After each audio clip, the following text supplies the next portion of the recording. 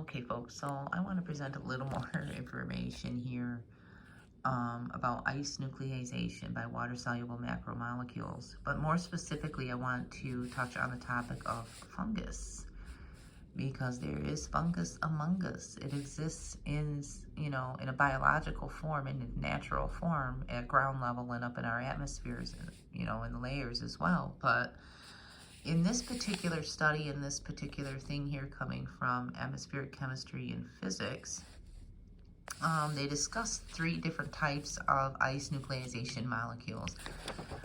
One of them is fungal ice nucleation molecules using fungus and testing it at different altitudes, different temperatures, how it reacts when it freezes, how fast it freezes, how it reacts in different, particulate combinations and different things like that. And they also covered in this a bacterial ice nucleation peptide, and then also using pollen. But I want to talk a little bit more about the fungal one, because it was also determined that this type of particulate, since it already occurs naturally, and, these really smart scientists and climate engineers determined that since it occurs naturally, that they can use it as a medium and as a particulate to inject to actually create ice, to complete the process and to eventually create precipitation, or in some instances, just saying. But the fungal part I find very curious, because if in fact they've actually been injecting this type of thing and using this type of a medium and this type of delivery system using fungal ice nucleation molecules, it could have a little bit of an explanation for why there's been an increase in fungal infections. And now I had done a newsletter back in 2020, shortly after they launched the pandemic, and when they first started talking about masking. And, I predicted that there would be a rise in fungal infections, that there would be an issue with fungal infections in the near future. And I only knew that because I had already came across some of the information and the studies that were done, prompted by OSHA several decades ago, for the healthcare industry, and not just the healthcare industry, but the mining industry as well, for anybody who was working in a career that required them to wear masks. And they had done very detailed case studies for a very long time, and specifically in the healthcare industry with surgeons and surgical assistants. And their findings and their conclusions from all of their studies that they did had determined that one of the most prominent and most common adverse effects of wearing a mask for their job was fungal infections around the nose and the mouth. And in some cases, where it would spread to other parts of the body, like the lungs and the brain. And so I find it very curious that now we are having more reports of fungal infections. And this one here talks about 100 cases of rare fungal infection linked to a Michigan paper mill. That's an interesting article. I should print that out, actually. A fungal infection is spreading thanks to climate change, and experts are concerned. So they're going to blame climate change for the fungal infections, when there's several other components that could very well be responsible for it. I mean, if it isn't the weather, warfarians and weather modification experts, maybe injecting things into our upper atmosphere that are contributing to these types of things going on, because we already know that it exists. And some of the fungus among us is actually good for us, and the majority of it they use to take back to their labs and create synthetic versions of something that occurs naturally. They alter it.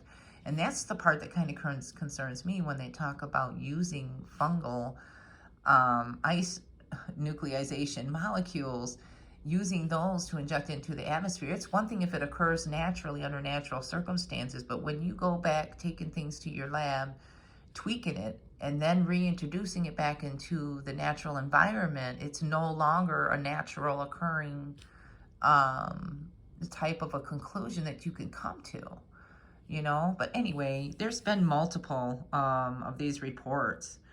A rare fungal infection broke out at a paper mill. Here's what to know about blastomycosis in Wisconsin.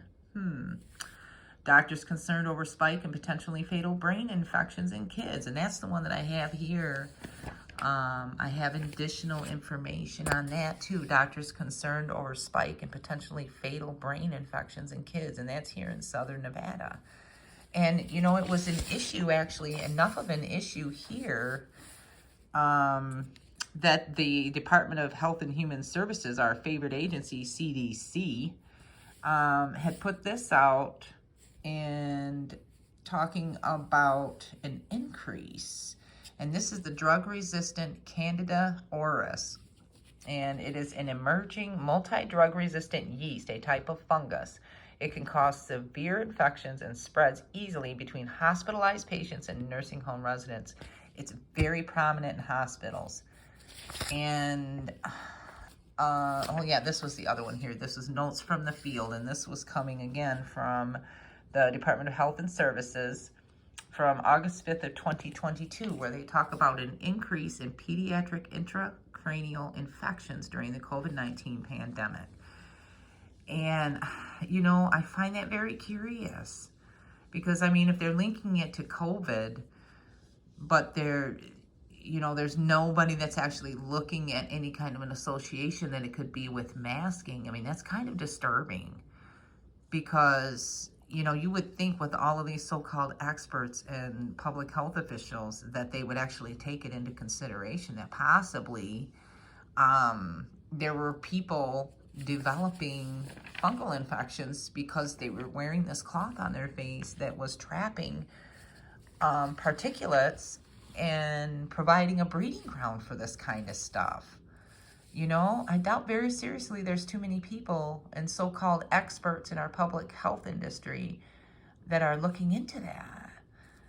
And, you know, by the way, just so y'all wonder, I wear the gloves to protect my fingers because the paper dries out my fingertips really bad. And I've also gotten lots of paper cuts from handling these papers when I do these videos. So I wear the gloves to protect my hands. I don't care about getting fingerprints or smudges on the papers themselves. The gloves are to protect my hands. But anyway, that's beside the point. Yeah, I just blurted. Anyway, doctors concerned over spike in potentially fatal brain infections in kids. A mysterious spike in potentially fatal brain infections in children has doctors in Southern Nevada on high alert.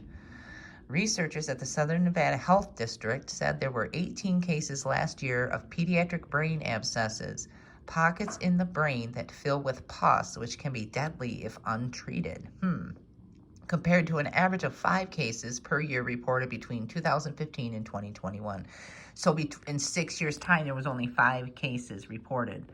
But last year, according to this article here, 18 cases. The abscesses are rare and generally form to stop a bacterial or fungal infection from spreading. Interesting. The data was released by the Centers for Disease Control and Prevention's annual Epidemic Intelligence Service Conference. The CDC reported cases began to increase nationally in the summer of 2021 and peaked in March of 2022. Yeah, by summer of 2021, that would have already been over a year of people wearing masks. That's more than enough time. Hell, within the first 3 to 4 months of people wearing masks and children being forced to wear masks, there was probably already a good number of people getting fungal infections that didn't even realize that that's what it was from. However, the CDC said that the rate of infections returned to baseline levels following from March to May 2022, and the increase noted was consistent with historical seasonal fluctuations observed since 2016. Interesting, huh? Dr. Taryn Bragg, an associate professor at the University of Utah who treats pediatric brain abscess cases and Nevada cases, told NBC that she was swamped with calls to treat the infection last spring. Every single call I was getting from the ER was a kid coming in with a brain abscess, Bragg said. Interesting. Bragg added that cases have fallen in recent months after she treated 2 patients for brain infections at the start of the year. Cases are not just occurring at higher rates in Nevada. New York is also reportedly seeing more children with brain abscesses.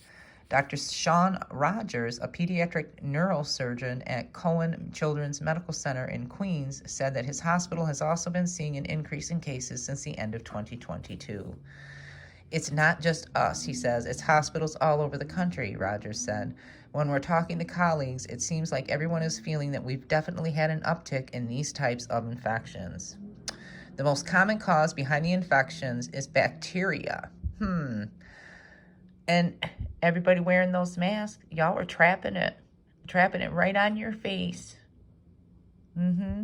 Although I want to make it clear, I'm not making fun, or I'm not saying anything in offering any kind of medical advice or anything when it comes to these masks. It's your choice if you want to make it.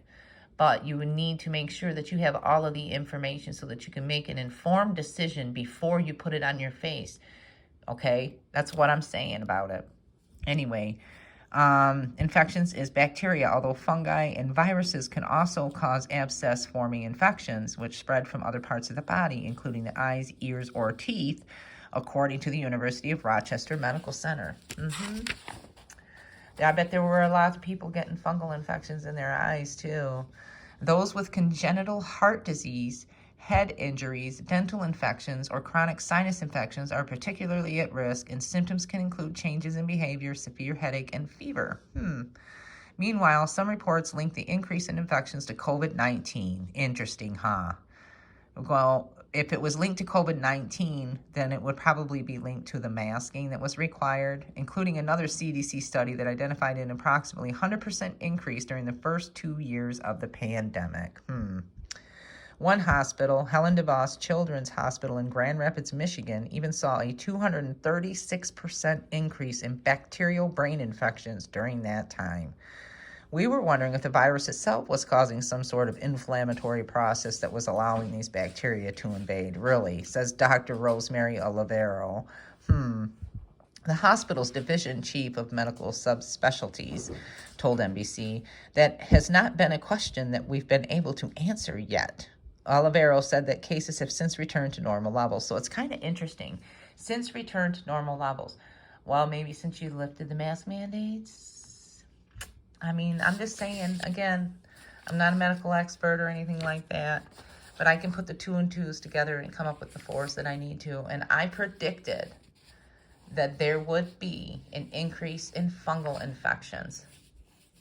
And I, in my newsletter, had presented some of the information and even shared some of the links in the online one with the information. And those links have gone 404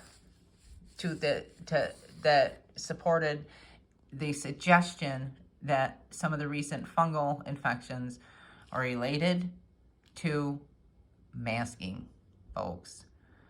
I tell you what, this whole control of the flow of information right now that's going on, it's terrifying. And more people need to be a little bit more concerned, and more people need to start asking more questions about some of these things when information is presented to us.